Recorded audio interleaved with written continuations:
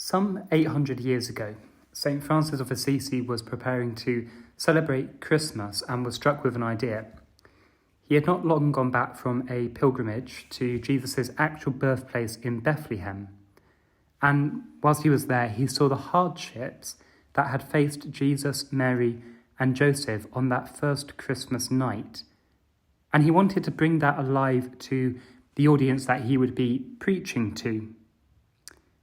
So he gave instructions to his followers, and they went out and followed them, and they prepared a life-sized nativity on the outskirts of their village. So this nativity scene sprung up, and it was complete with an empty manger filled with straw, and even had real cattle.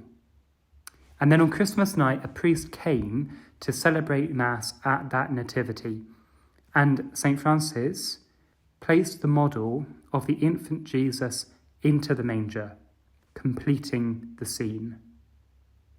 And that night, a Christmas tradition was born.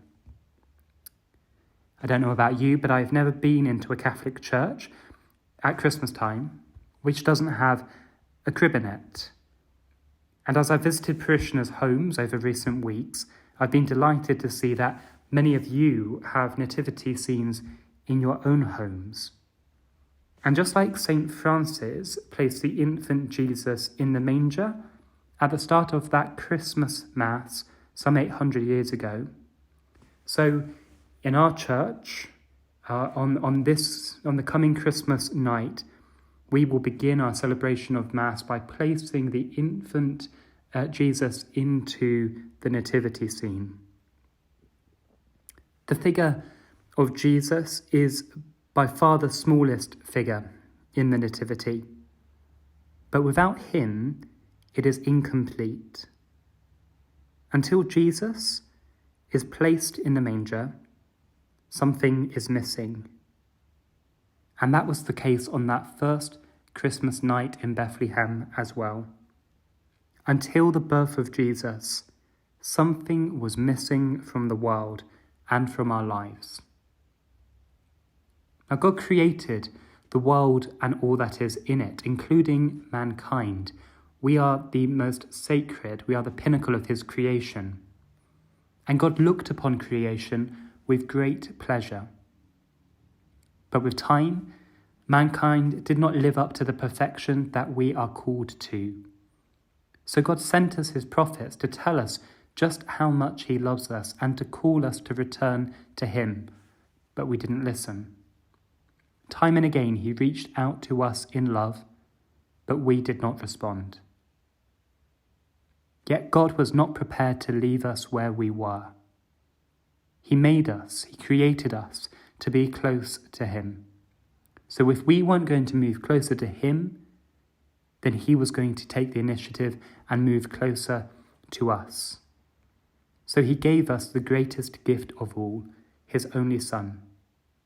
God himself came to share in our humanity. That something we were missing was born in Bethlehem and placed in a manger. God came to us so that we could be close to him. Jesus Christ has entered our lives so that we can know just how much we are treasured, so that we can be in no doubt that God delights in us, that we are his sons, his daughters, his friends. That's what the central truth of our faith is. And I couldn't imagine something more beautiful than this. We are loved so much by God that he has given us the greatest of gifts. So allow yourselves to be reminded of this each time that you see a nativity scene over this Christmas season, whether that nativity scene be in your home or in the church.